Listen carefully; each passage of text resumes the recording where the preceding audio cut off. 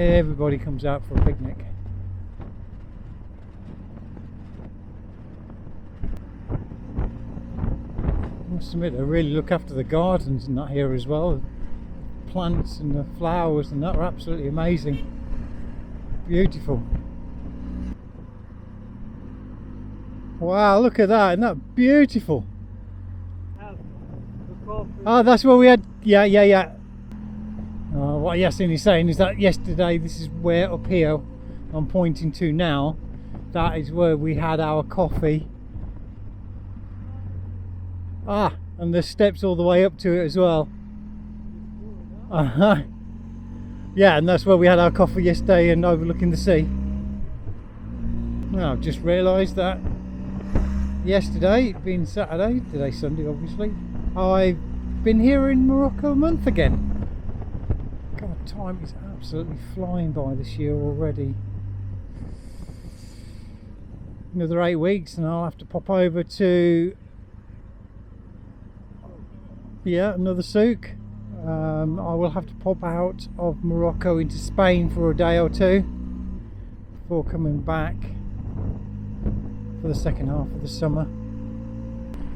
And there's the old fort with the guns. Might even have a wander around there a bit later on. And there's the port.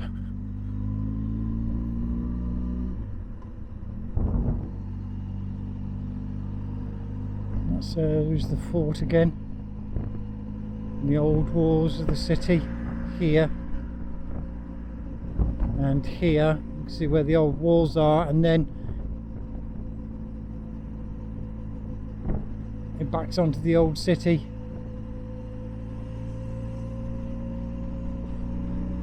And as I said earlier, with Tangier being up in the hills as well, you can see where everything's been built.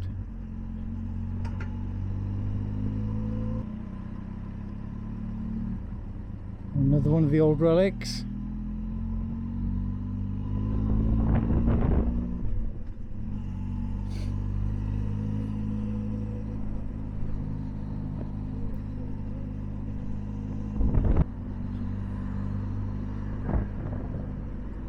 And on the left here we've got the private marina, where all the wealthy people bring their yachts. And perhaps some not so wealthy, I don't know. And as you can see, the road curves all the way around the headland. I cycled this last year on my way to Tétouan and then on to Chefchaouen, also known as the Blue City. And that, believe it or not, is a water bowser. They have to have water shipped in sometimes because of the drought. And there's one of the public beaches. It's really, really nice.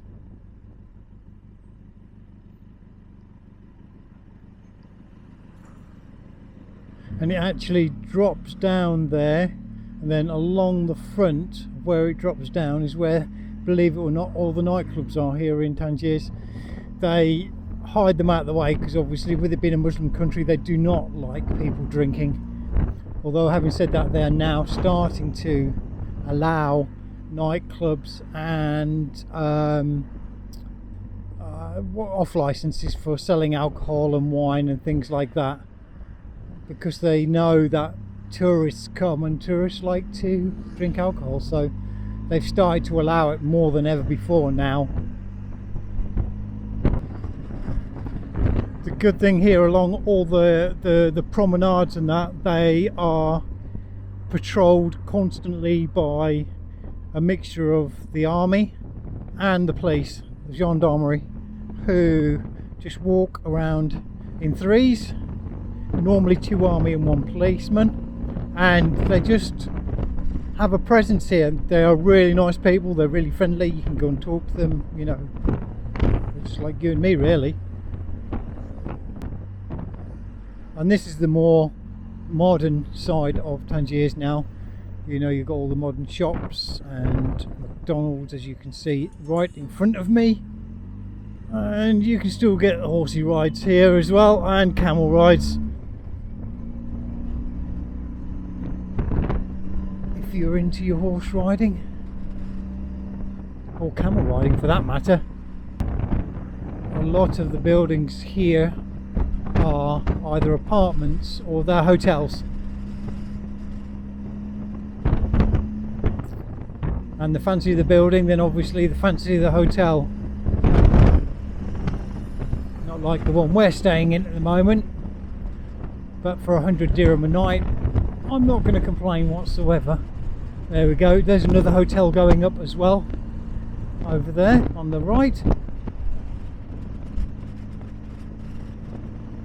And the roads actually aren't too busy at the moment, probably because everybody's at the beach or actually out where they're actually going, and it'll be busier later on, obviously, when everyone has to start going home ready for work tomorrow, unfortunately.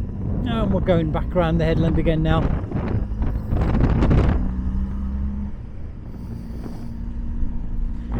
And the people here are great. The beach side a bit better now that we've turned around.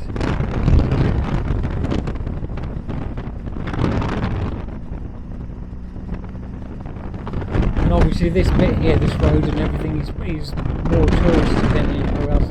And obviously where the more affluent, shall we say, or richer Moroccans come to or have a holiday home. Nora, my girlfriend, her employer, she has a holiday home here in Tangier as well. KFC. What Yassine's saying is that there are so many hotels with Paul or Woods as their names. I kind of feel famous because being Paul Wood. It's nice to think that I've got my own restaurant chain. All the kids enjoying the water.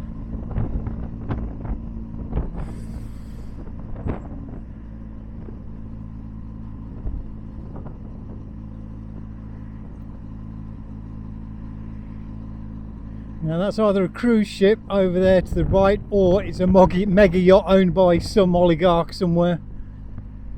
So that's the first one I've ever seen here, I must admit. Not that I'm an expert, but yeah. I have no idea what these green boxes are, whether they look like a lift of some type or something. A lot of the scooters you'll see, they don't wear any form of protection or helmet. Here you don't need it by law. For a 50cc moped you can just buy one. There's no license needed, and you can just jump on it and ride it. Don't need to even buy a helmet or a casque or anything like that. It's only when you get up to 110 and 125, that's it. That's when you've got to wear a helmet, and you've also got to have a permit, which is like our British version of taking the CBT. Go back to the marina. Oh, I think Yassine's going to go in there, I think. I didn't think we were allowed, but okay. There we are. Tayab Marina Bay, Tangier. There's some nice boats there.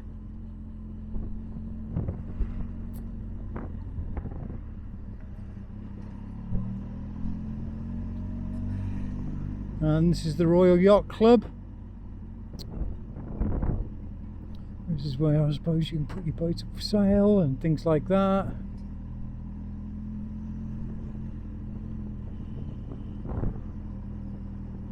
You can buy a boat too, by the looks of it. Some nice fancy boats there. Look at them, that's lovely. Yeah, some money's worth floating around here. And the big yacht is over there to the left as well. And wow, look at this. Wow, there is some serious money's worth there.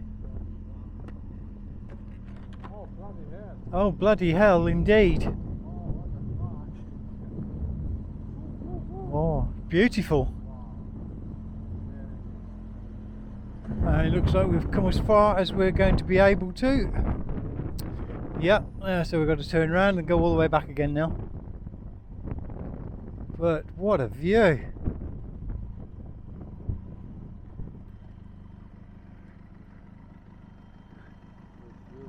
Wow. Ask if we can go for a ride.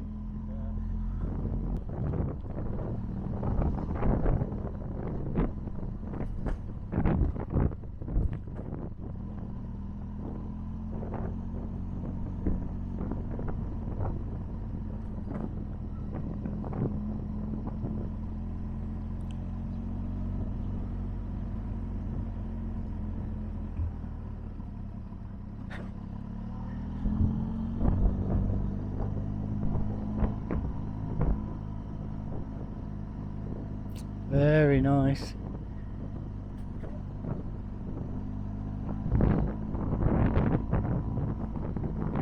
Yeah, it's nice. Well, I hope you enjoyed that ride out with us. All yachts.